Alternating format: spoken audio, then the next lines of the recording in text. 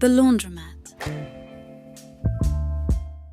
I rarely use a self-service laundromat in New York City, but I always feel compelled to peer inside as I pass one by, walking half a step slower to let my gaze linger.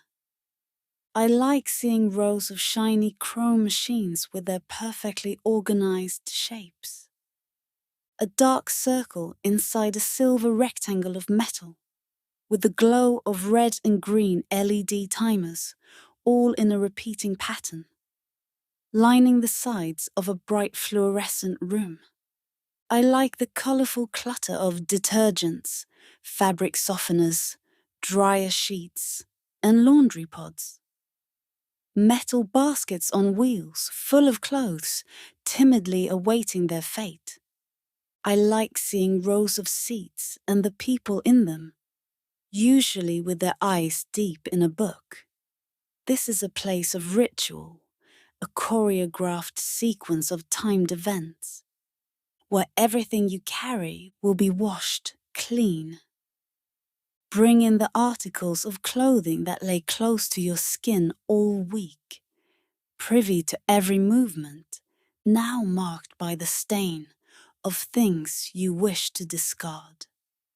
Perhaps they hold the pangs of rejection, that gesture of social grace, offered with quiet guilt and received with practiced ache, as custom demands in this city. Or maybe they've been saturated by hundreds of tiny drops of sweat, accumulated over hours of opening and responding to emails and Slack messages. Maybe they carry more intimate secrets, a whiff of breath caught between a fold of cloth near the neck, a crease where fingers grip the fabric on a sleeve, a stain of lipstick carrying the faint scent of a night that feels like a conquest, but will crystallize into bittersweet longing as the years pass.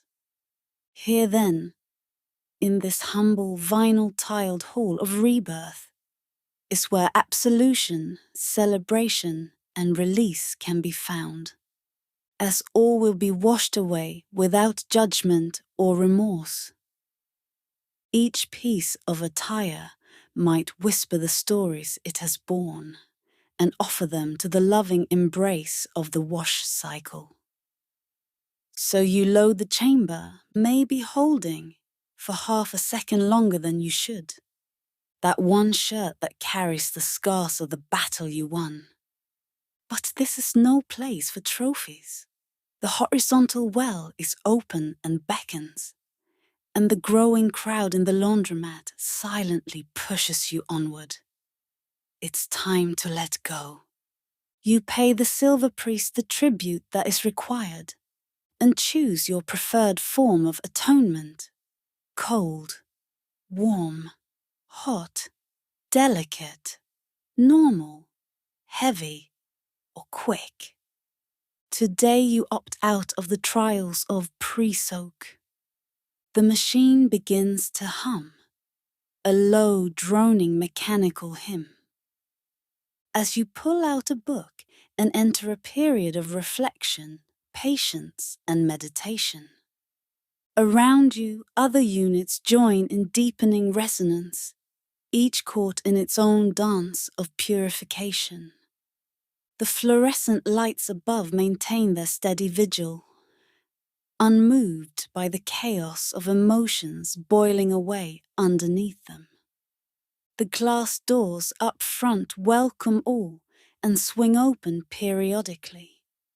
Amongst the lettering on the glass are the words, open 7 days a week, and last wash at 9 p.m. Then, halfway through the ceremony, you are called upon to rise.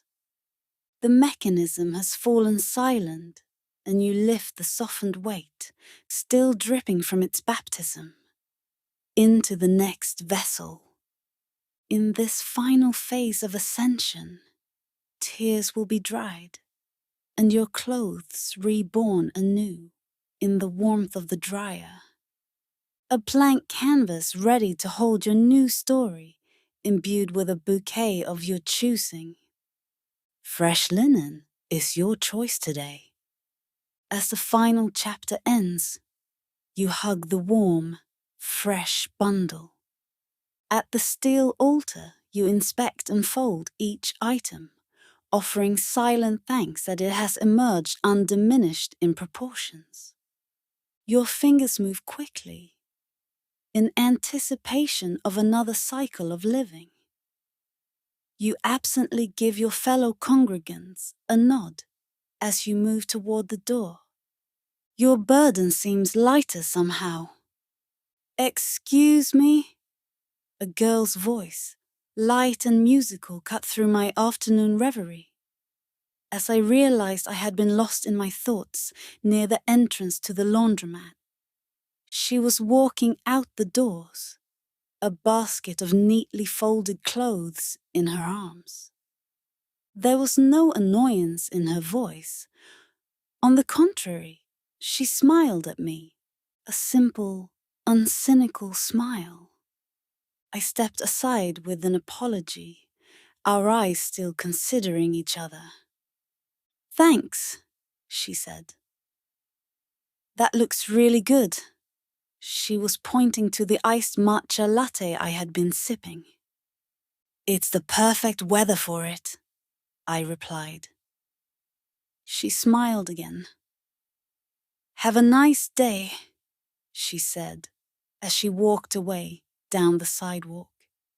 I wondered if I'd see her again. I wondered if it was time to do my laundry. If you enjoyed this story, follow Lexicon and Flame for more original writing, exploring memory, meaning, and culture across time and space.